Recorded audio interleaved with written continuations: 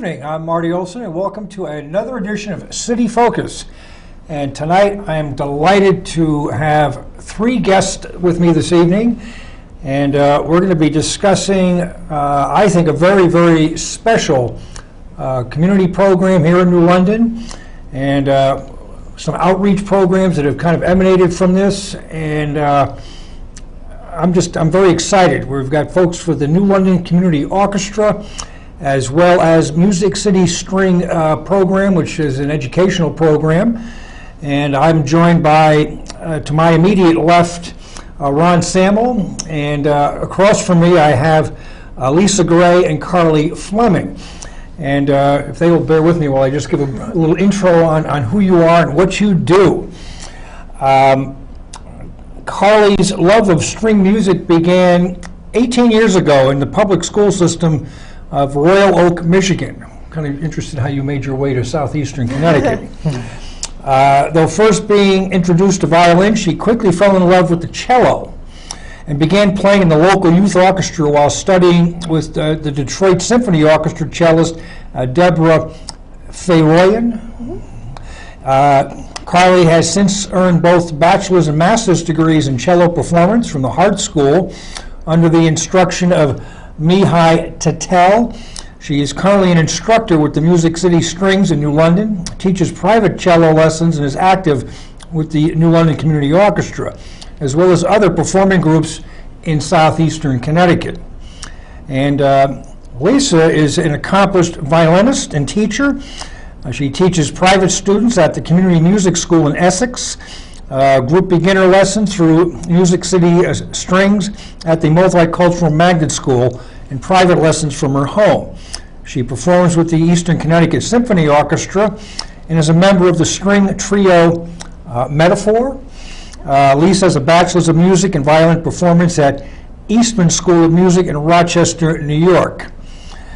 And Ron, who I've known for a number of years, and he's our local guy here from New London, is a college educator and writer, lives in New London, and he started playing the violin in 7th grade with the guiding hand of Jim Hunter. And I might add, Jim Hunter is a gentleman that I grew up with and graduated high school with and played football together. So we have a little common ground there. Ron has played through high school in the New London High School Orchestra, and after graduating from college, he began taking private lessons. And he has performed with small groups in the Pfizer Chamber Orchestra. He plays with the New London Community Orchestra and serves on their executive committee. And the New London Community Orchestra seeks to serve New London and the surrounding region by providing an opportunity for volunteer musicians to play in a community orchestra while also offering outreach to the community in the form of concerts and music education. And a quick note on the Music City String program. It's a free music lesson program for inner city youths. Teachers and mentors help elementary school children learn to play violins, violas, and cellos in an after-school program in downtown New London. The students play in ensembles, so the community also benefits from the experience of young people learning to play an instrument. The mission of the New London Community Orchestra includes a strong commitment to youth music education. And this program was developed and funded by the orchestra for that purpose. It takes place at the Regional Multicultural Magnet School in New London and is available to students who attend. And folks, I want to welcome you here to City Focus. I think we've got a wonderful topic to explore between what you're doing at the orchestra level, educationally, and getting kids involved. My music career kind of ended in middle school. I played clarinet and saxophone, and but sports kind of prevailed, and music took a very back seat. I think at this point in my life, much to my chagrin, because you can only play football for so long. But unfortunately, you have to make choices in life, and those were ones I made. For the benefit of our viewers, we are live tonight, so if you'd like to call in and offer some thoughts or commentary or questions, please feel free. Locally, we're at 860-440-3154, or if you're outside of the local area, you can reach us at 800-253-2285. Folks, my introduction to the orchestra was a couple of years ago through Tom Clark.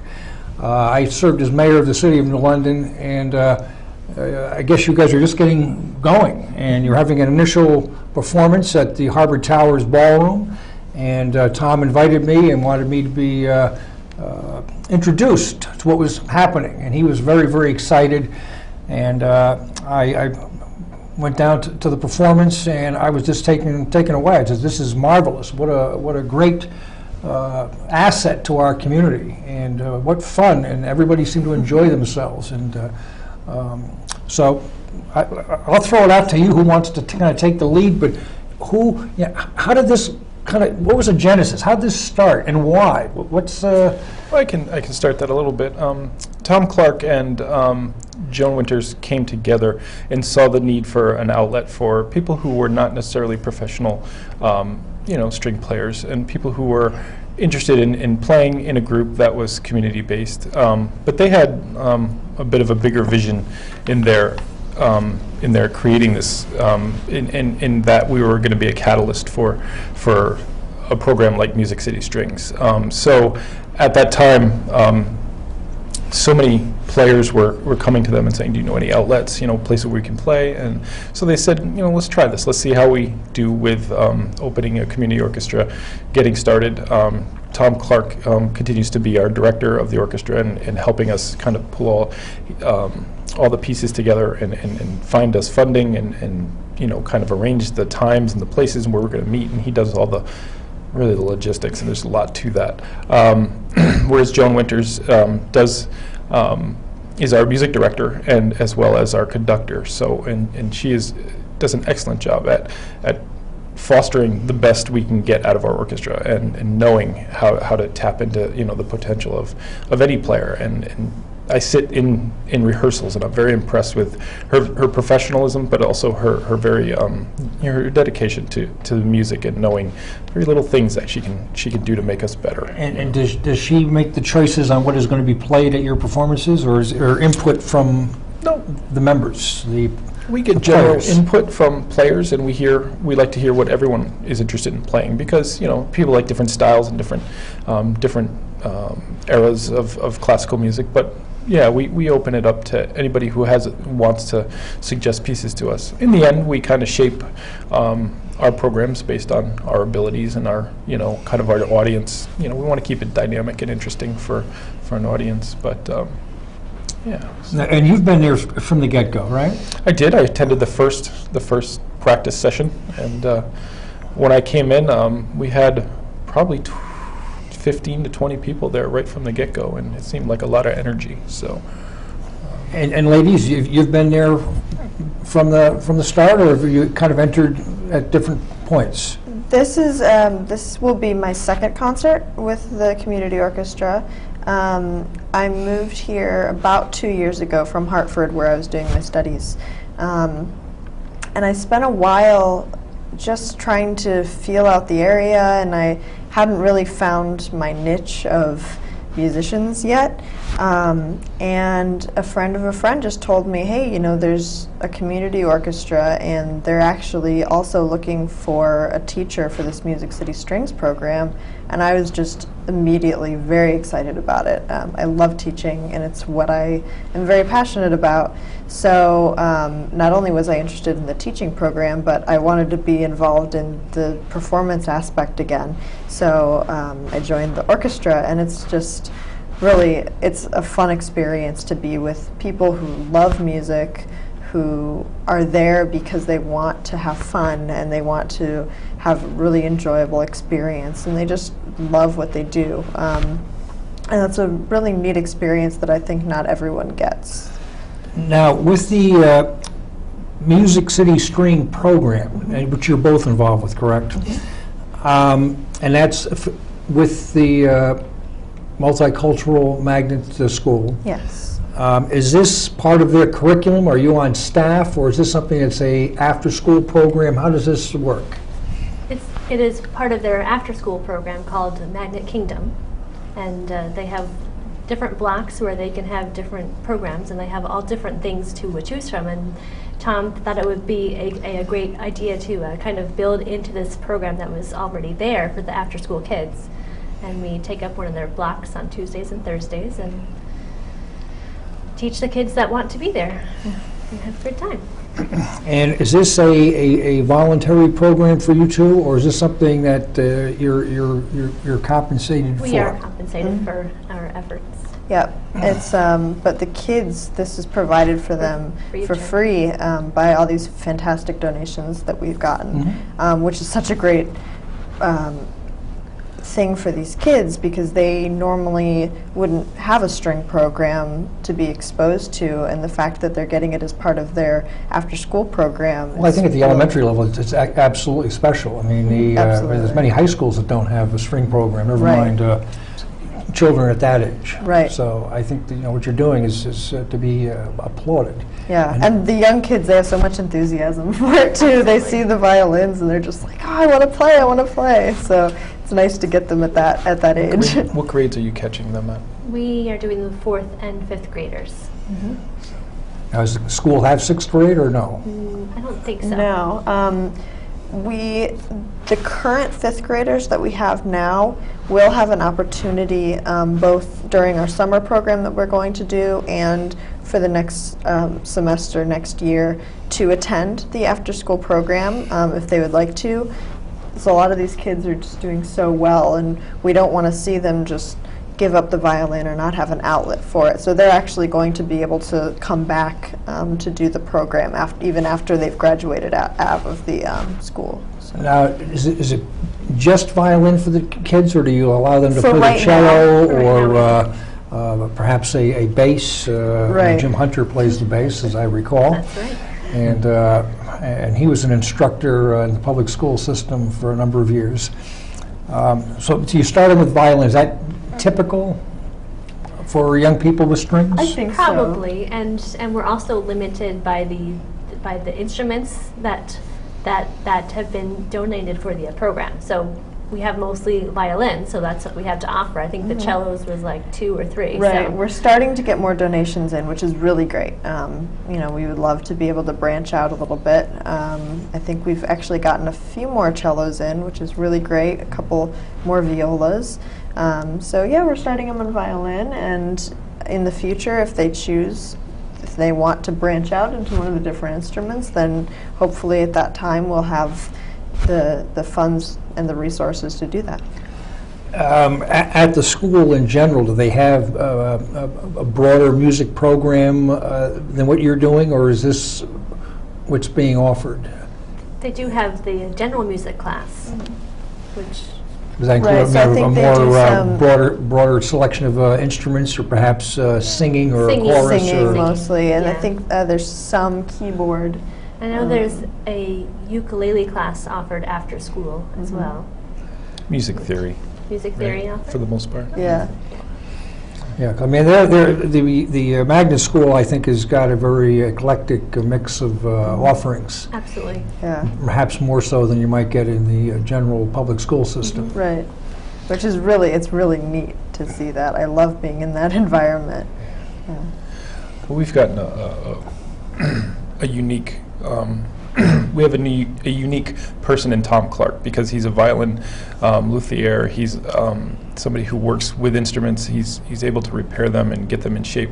But his relationship with other violin makers and people who are in different educational capacities have given us an outlet for him to collect violins and donations in a very unique way. Charter Oak has also helped us with a violin drive and a musical instrument drive, but most of these instruments have come from people who've heard about what we're doing and want to give us, kind of a foundation to start. And it's a little deceiving, because you can't put a full-size violin into the hands of a really tiny person. So maybe they can talk a little bit about that. But it's not just getting all the same violins; it's getting half-size and quarter-size violins, so we can start the students at different levels. So. Just in terms of their length of their arms or their fingers. Absolutely. And things of that nature, right. To be able to reach what they have to do. Right, it's very difficult with the little kids, especially our 4th graders, getting all the way out to the end of the violin. So we have tiny little violins for them, which is just really fantastic. Now, do any of the youth students participate in the orchestra?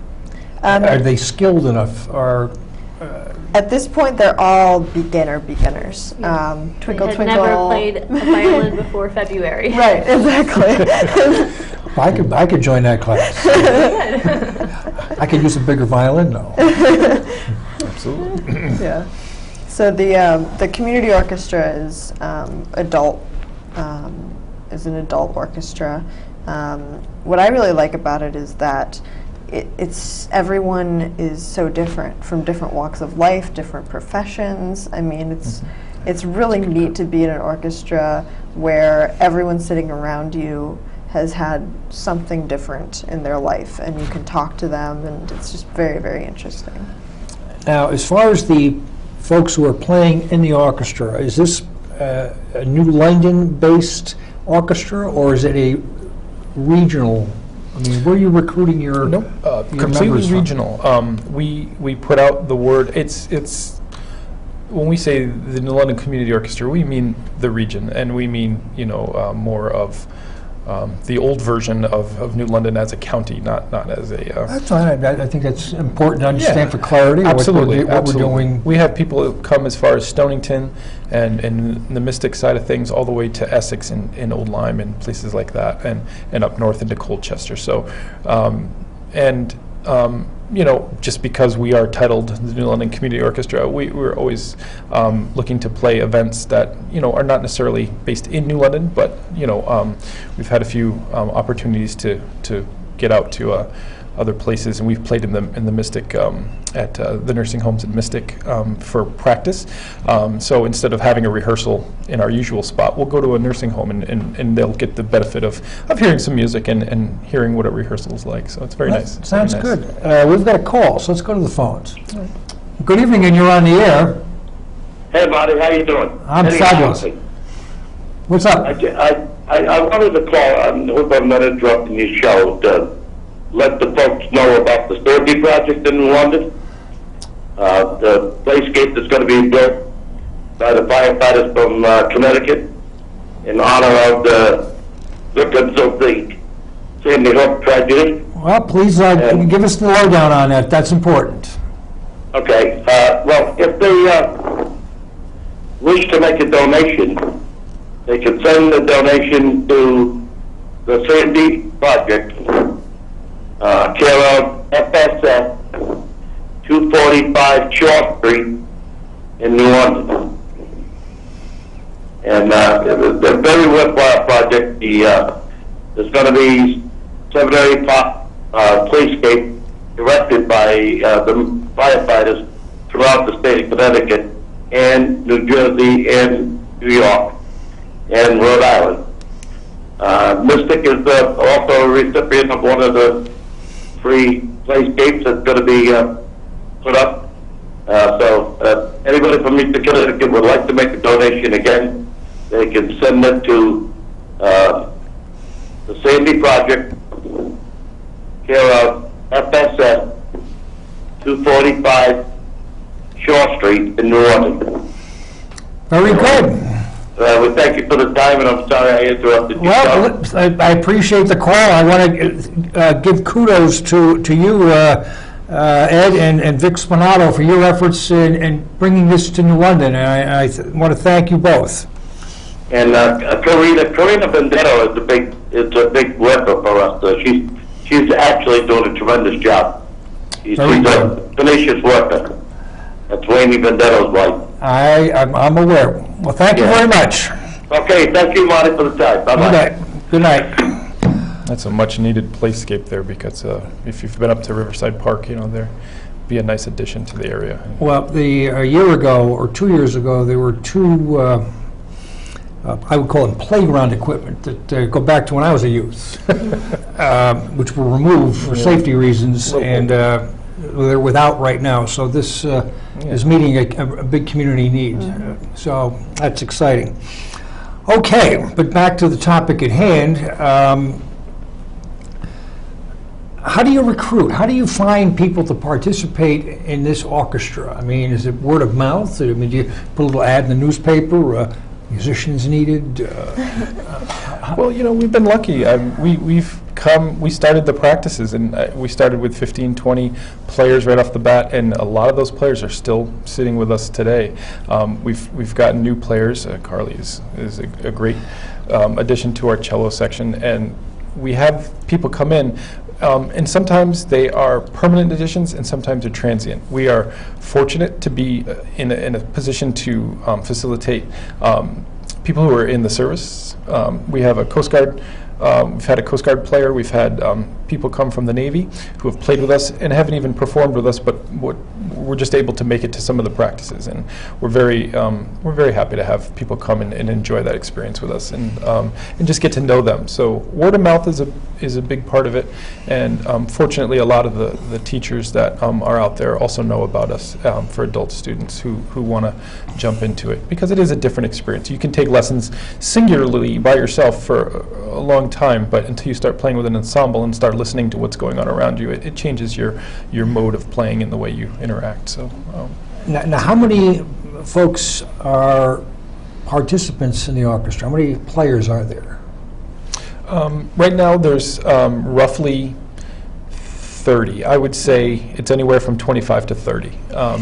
Depending on people's commitments and their changes and things they're doing in their lives. But yeah, we have about 25 to 30 pretty constant members. And is that kind of where you'd like to be, or is there room for growth, or is it get to be too unwieldy if you get beyond that? I don't know. Right. There's always room for growth. I mean, Yeah. we would love to have anyone who's interested in playing. The repertoire that we play, there can be more players, less players. I mean, that's kind of the beauty of it, really. And we can also choose repertoire that matches the type of ensemble that we have as well. So I would really encourage anyone who, maybe someone who played for a long time and just got out of it and really would like to get back into playing, or maybe even people who are playing but would like another outlet to meet new people. It's always lovely to meet other musicians. Now,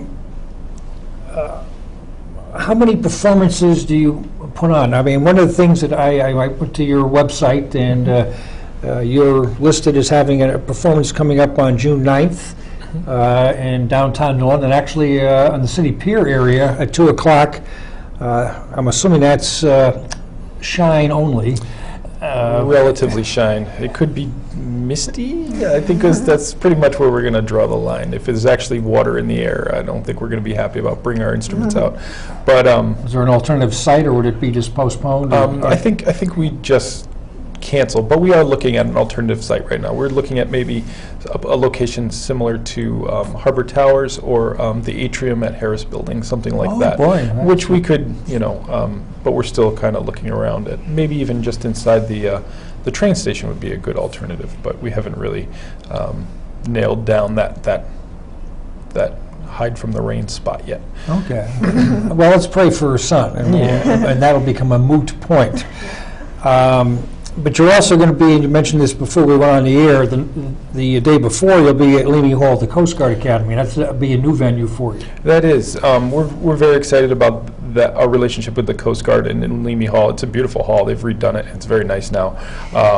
It was fine before, but it's really spectacular now. And we realize we're not going to fill the venue, but we want to acknowledge that there might be people out there who would like to, come to the hall and see, the orchestra perform.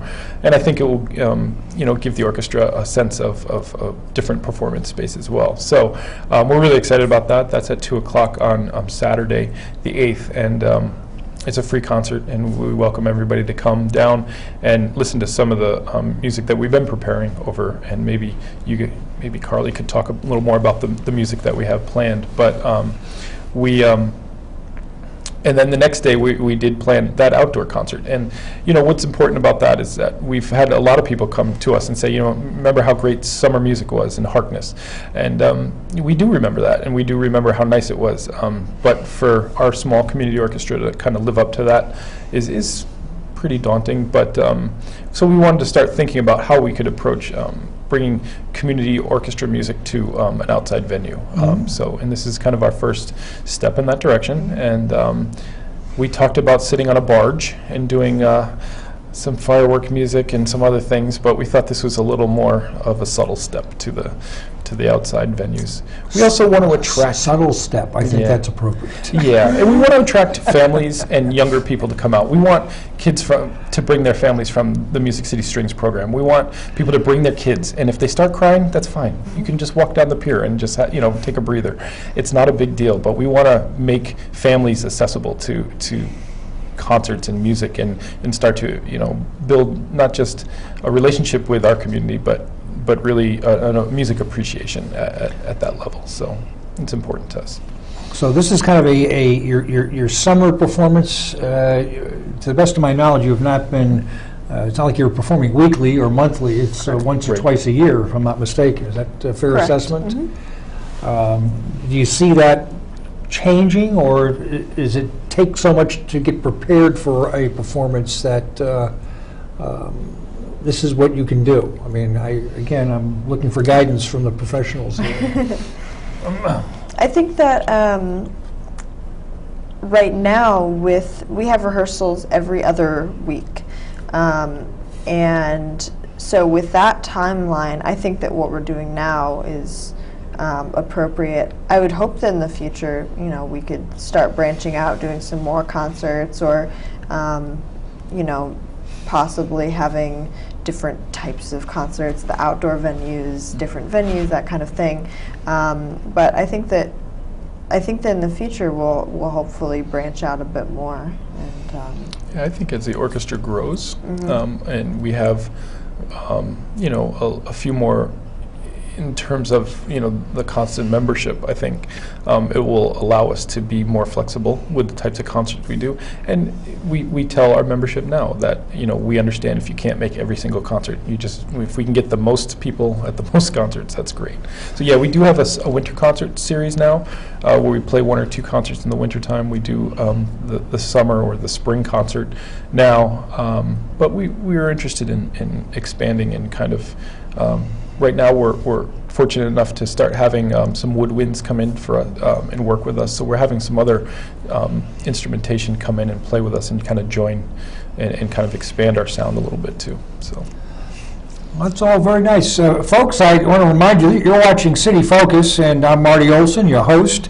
And tonight, we're having a really, I think, spectacular conversation and opportunity to meet some folks who are really giving back to the community in a big way. Ron Samul and Carly Fleming and Lisa Gray were involved with the New London Community Orchestra, and the ladies are teaching Music City Strings at the Regional Multicultural Magnet School in New London. So it's impacting at many, many different levels, and getting the kids involved through the adults. And a question that I had too is, for those who are participating at the orchestra level, there must be a kind of you need a modicum of skill. You can't kind of come into this as a beginner, I wouldn't think. You have to have some level of expertise of what you're doing. And who makes those decisions? Or have you just been lucky and everybody who shows up's been great? I think there are definitely different levels of playing within the orchestra, but there aren't formal auditions for the orchestra. But I think that orchestra playing is a skill in itself. So even the people who have been, like Ron was touching on before, who maybe have studied violin or cello for many years, going into an orchestra situation is a whole new learning experience. Having to figure out how to follow the conductor appropriately and work with your other section leaders and bowings and all of these new things. So it's really fun to have maybe people in there who have been in orchestras for many years and can lead the other people and teach them how to be in the group situation. So I really enjoy the dynamic of the group. Super. Folks, we're live, so if you'd like to participate in the program, please feel free to give us a call. Locally, we can be reached at 860-440-3154, or if you're out of the local calling area, you can reach us at 800-253-2285.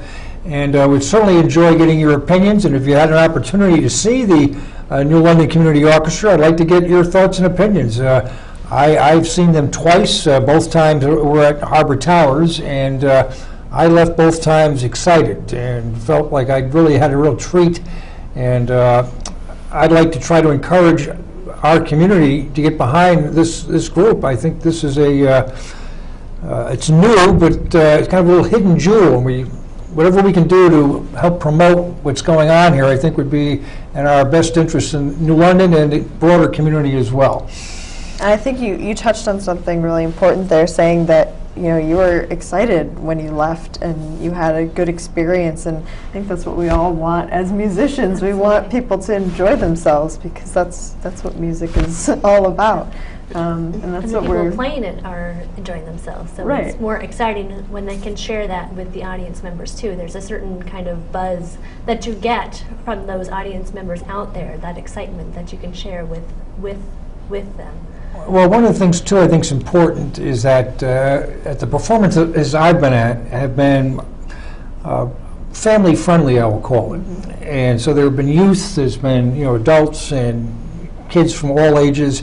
It's not as if you're going to see the Boston Pops in Symphony Hall and everybody's kind of buttoned up, and it's a little bit, can be a little bit tight, so to speak, in comparison to what I saw and experienced with you guys at Harbor Towers, where if there's a kid in the audience and it gets a little fussy, you guys just do what you got to do and you keep playing, and everybody enjoys, and I think to a degree the music helps soothe the soul across the board as well. I've seen little ones dancing in the back, doing little ballerina dances for us, and we definitely like to see younger people there. And it really is, the concept is that the orchestra is kind of the mouthpiece, if you will, or the music piece that raises money, that is out in the community, and the Music City Strings program is the working element of that. And I think putting those two things together really work, and we'd be silly to have an 8 o'clock concert for a program that's funding a strings program for kids. I mean, we want them to be there. We want these new students that they're teaching now to come, and we would love to do like pre-program where those guys get to sit next to us in the orchestra while we play, just to hear it and just to sit next to us and be around us. So and likewise, the orchestra members volunteer their time and become mentors in the Music City Strings program. Absolutely. So it's not separated, and it's not we're doing this, but you have to be in the orchestra. You can't be part. No, it's all interchangeable, and it's very dynamic. When I went to New London High School, as a freshman in way back in the 80s, we had the orchestra. That's not the way back. Continue. It's a level of degree, but we had a big orchestra, and in the 4 years I was in the high school, it diminished until we had very small program. Now that program is obsolete, and it makes me very happy to know that we're putting stringed instruments into the hands of younger people to move in that direction. I know it won't happen automatically, but we can start fortifying that and start putting those musical instruments in the hands of people who may not even know they liked it. And I don't think when Jim Hunter put that violin in my hand, I was really like, I'm going to be a violinist. I was more like, I don't want to go to study hall anymore. So I might as well do something, right? So and that was a unique experience for me, and here I am still playing that instrument. So. And it's such a community too. I remember all through school, orchestra was my family. I mean, we would have rehearsals before school, then we would have our during the school rehearsal, then we would have rehearsals after school, so all day these are the people that you're around. And not only that, but you're making music with these people, which is just a very, I don't know, it's a really intimate experience, and you have to learn to work with other people. Even if you're maybe working with someone that you're not friends with or who annoys you in school, you have to learn how to work together, and that's That's interesting because, I mean, you know, folks will get involved in athletics and many of the things you just outlined. You don't have to necessarily like the guy who you're playing with, but you ultimately have to play together to get that outcome you're looking for. Exactly. So there is that learning experience, a life learning experience that goes along with it. And it's not just about the music. The music is a very important part of it, obviously. But, you know, we work with these kids to teach them how to have discipline in something, how to take the time to think about something before you do it, or plan out how you're going to do something. So they're learning life skills. They're not just learning how to play Twinkle Twinkle Little Star. It goes beyond that. Mm-hmm. Now, initially you were playing primarily out of Harbor Towers, and obviously you're expanding the venues. We are, because those venues are changing. Harbor Towers, I believe, is going to not be available to us any longer due to some decisions they've made in the building. And I think they're going to start reconstructing that area and using it for different purposes. So I don't think we will be at Harbor Towers anymore. They were great. It was a great venue. I loved the kind of brownstone kind of loft kind of feel that area, that room had. And they've drywalled the ceiling. So I mean, yeah, as an example, well, that's it. I know that took our acoustics out. So we are looking for different venues, and we want to make sure we're accessible to both the city of New London, but also the region as a whole. So, have you had any interaction with Steve Siegel at the Guard, or is the Oasis room too small and the theater too large, or is the venue itself too expensive? We haven't really gone down that road, only because it is the home of the orchestra, Eastern the Connecticut. Eastern Connecticut Symphony, and we understand that they have to have access to that space for practice and all those things. So we haven't really walked down that road yet, we don't really have a lot of performance space budget right now. So maybe down the road, but so far we are looking at venues that cost nothing or little to us. Listen, I fully understand that. I mean, I think that's appropriate to say. I mean, I don't think we're lacking in finding kind of different and unique places to play that are alternatives, because we know that the Guard is a cornerstone of the performing arts in Eastern Connecticut. So now how can we kind of offset that and bring in a different angle or a different voice to that? So. Out of curiosity, I mean, I'm just throwing some things and seeing what sticks here right now, but have you considered Ocean Beach? I mean, they have done, there's a lot of outdoor music at Ocean Beach. There is. We have talked about Ocean Beach, and we've talked about performing on the stage outside there. It just that the downtown venue was for some reason it was we were going to play in the plaza up above on where the memorial statue is. Yep. We thought that spot was a little more central, so we're kind of been looking for venues. The Custom House Museum has also been a big part of. They were a sister supporter for us, and they actually before you can become a nonprofit organization, you have to sister up with somebody else, and they support you and kind of guide you through some of that process. And the Custom House Museum was integral in helping us get into through those steps. So we also want them to be part of the, in recognition, and kind of make it a downtown event for them, at least this year. Sure. Well, you're certainly opening my eyes this evening on many, many different counts, and this has been really special. In regards to how do you, I know you're running on an exceptionally tight budget, but you need some funds to function. You can't run something free. On nothing. and for whatever your expenses may be, I mean, where are you generating your capacity to function? What's your revenue stream? I mean, are you, is it community organizations? Are you anonymous benefactors? Is the city itself contributing? how, where, when, and why? What's making this? What's driving the bus? Most of our funding comes from partners that we've had, including corporate, like Charter Oak has been a big sponsor right from the beginning. They've helped us set up bank accounts. They've put money in the bank accounts as donations. They've been very supportive. But there's also been private donations from people who are just passionate about having this kind of music in the community.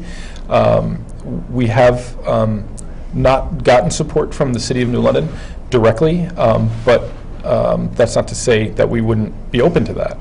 The Kiwanis Club, as you know, has made donations. The Community Foundation has given us a grant this year, and we're very excited about that. As a matter of fact, we're going to be playing at the Community Foundation celebration for the outgoing leadership there, and we're very honored to be there for that night too.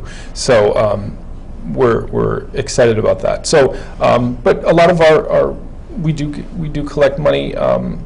A suggested donation at our concerts. We do, that helps us operate at least just the basic functions of the orchestra, printing costs for our music and finding, spaces. At one point we were paying a little bit for practice space, so all those things are taken care of. But to run Music City Strings, we need to make sure that money's in place so these guys can do what they do so well, and that's where the executive board, has to be proactive and support these guys, because Now, if somebody who's watching wants to make a contribution, who do they contact? Where do they send that check? they can go to, we have a website. It's called newlondoncommunityorchestra.org. It's very long, I know, but if you can't miss it. You can make a donation on our website through an account there, but you can also email us. You can email Tom Clark through the orchestra webpage, and we'd be happy to talk about the kind of donation you'd like to make. If and we're wide open for options and ideas. And you are a 501c3, so it's Correct. a tax-deductible contributions. I think that's important for people to understand it. And as a donor, you are protected. I mean, Absolutely. With Absolutely. the Internal Revenue Service, and that's. And not only that, but our executive board, we're passionate about putting money into their hands so they can produce, new and upcoming string players. We're not interested. We're all volunteers in the orchestra. The orchestra is sustaining itself for the time being, and they're doing really well with that. But we want to move your donations into education, into awareness, into giving these guys more tools to be effective in the classroom and expand that program so it really works and works more effectively. And along those lines, also instrument donations we're still taking. Okay. I know a lot of people maybe played when they were younger and have a violin sitting up in the attic, or perhaps you have a child who at one point played and now doesn't. We always are taking donations. That's where all of the instruments are coming from for these kids. So it's very important. And there's not a bad donation. Right. Not a bad donation. Don't worry if it doesn't look right or it's in the case, it's kind of beat up. Don't worry about it. We'll work our magic on it. So. Now, through the website, if somebody, for some reason, has no personal knowledge of any of the players, if they wanted to become a member of the orchestra, can they utilize the website to contact in that realm as well? Absolutely. You can shoot, you can use the website. It talks about, for new members, we welcome any string player. It gives information about where we practice, where we're practicing next. Like right now, we're 3 or 4 practices away from a concert, so to jump in now, we would certainly have you, but it might be a little hectic because we are kind of right on the edge of getting ready to go to concert, but we'd welcome anybody to come. If you're not feeling comfortable about it as a new member and you want to just sit and listen, we welcome you to come and just sit down and listen and see the dynamic at work. It's not intimidating at all. It's not, no one points a finger at you and says you're not playing well. It's not like that. It's not like that at all. So. And it's voluntary. So I mean, the players. This is you sound professional, but you're not getting paid in this orchestra. Is that Absolutely correct? Right. That's correct. So this is for fun. I mean, Right. It's Which is what makes it fun, because everyone there is just very interested in playing and having fun and making music, which is a unique experience. Now, you also participate with the Eastern Connecticut Symphony as well? Yes, I do. So, how's the dynamics between the two? I mean, I just... I haven't been to the New London Community Orchestra, but I do know Joan very well, and she is a wonderful and exciting person to work with. And but under the Eastern Connecticut Symphony, we're kind of stuck with, you know, what Toshi says. That's what we do, and he picks the music, and we follow our concertmaster Stefan. He tells us bow this way and bow that way and play this way, and he keeps us in a line. But we do still have fun and enjoy it. The concerts come out very nicely. I certainly love playing. So It's certainly got a good following in southeastern Connecticut. yeah, And our concerts are very well. And the attended. orchestra has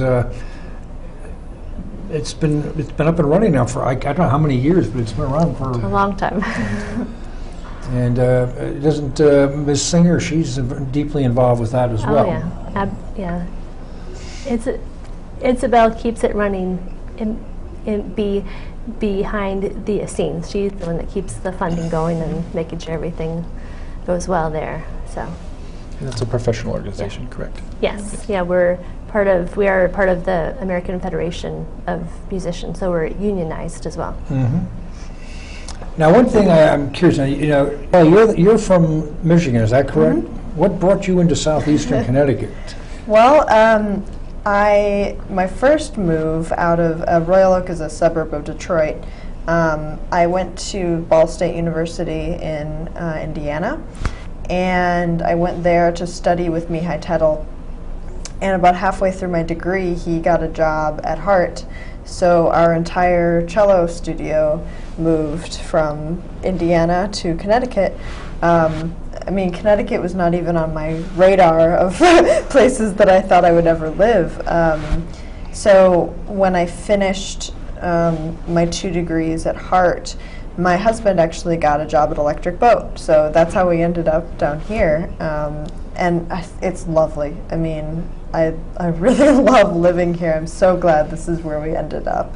And now to be involved in something that's as important as this is very exciting for me. So I'm really glad that this happened and that this opportunity has come up, and the kids are just really, really appreciative, I think. Yeah, I think Is so. your husband on the Groton or New London campus? New London. He just moved there actually a couple of months back. So, yeah. Well, welcome. Thank you. And are you a local girl, or did you come in from out of the area as well? I came in from out of the area also. I grew up in Maryland, and then That's I went a pretty big place. Anywhere in particular? Beltsville. It's right in the middle of, well, next to College Park, might be the more well-known town. Yes. The University of Maryland, so the town right next to that is where I grew up. And then I went to the Eastman School of Music up in Rochester, New York, which is where I met my husband, who is going to the University of Rochester, and he got a job working for Pfizer in Connecticut, and couldn't live without me, so we got married and I moved here and said, well, we'll see how it goes, and it's been going great for the last 12 years, ever since we moved here. So I joined the symphony, and Joan hooked me up instantly and got me started teaching and connected in so many different ways. I own Joan lots. Well, we've got about 5 minutes left, and what I'm interested in our remaining moments here, unless somebody wants to give us a call, you must be listening intently tonight because the phones have been relatively quiet, but that's okay. But if you'd like to give us a jingle, please do. The numbers are on the screen. As we're moving forward between the orchestra and what you're doing at the school, where do you want to see this going? What's the vision? What's the goals and aspirations of the orchestra, as well as what you're doing with the youth at the magnet school? And we start here. I would say that right now our program, this is only our 4th month, I think, of the Music City Strings program.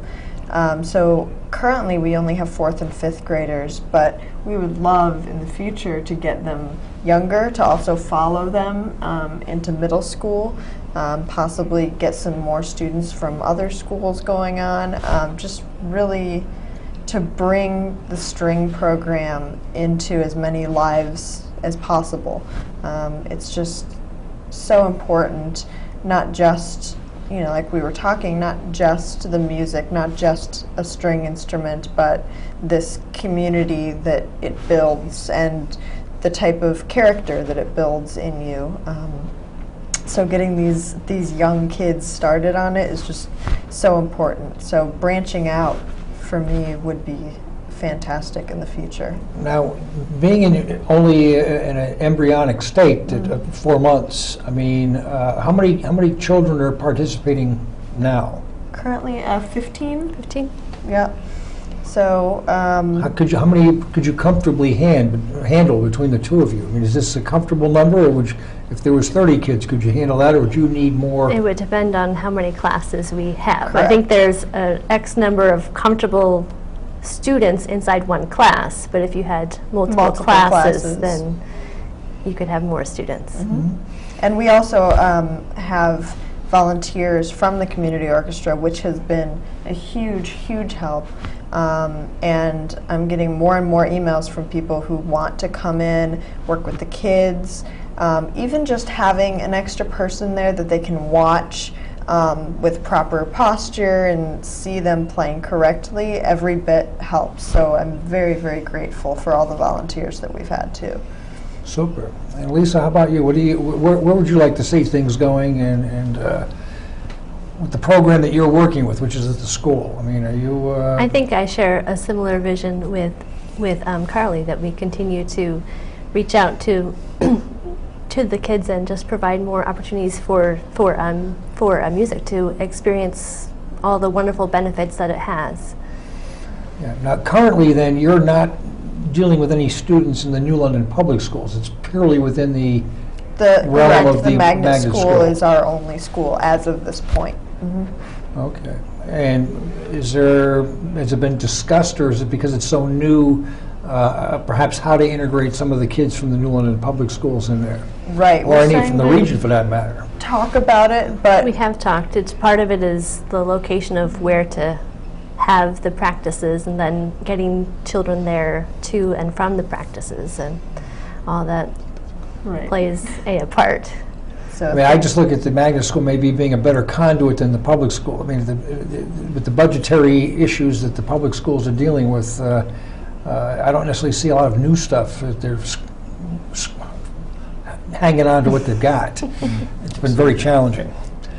How about with the community orchestra? Where are we going? Where's that going? As this whole thing continues, I think the operative word is more.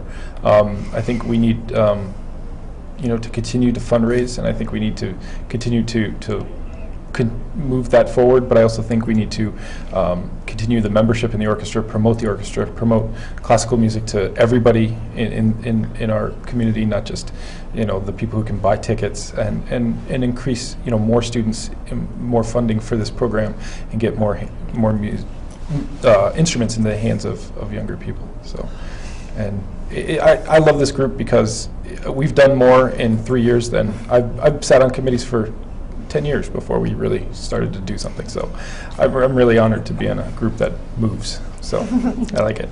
Well, thank you. And folks, I want to thank you all for coming on tonight. I've really enjoyed this conversation and what you're doing. And I'm hoping that you have tremendous success, and if we can help to facilitate positive action with this little program, and as I get out and around the community, I do my best to try to be helpful. I want to wish you much success, and perhaps we can have you back sometime, and we can assess what you've been doing and future goals, where things are going. I'd like to thank Tom Clark for introducing me to these guys. And with that, good night, and we'll see you next week.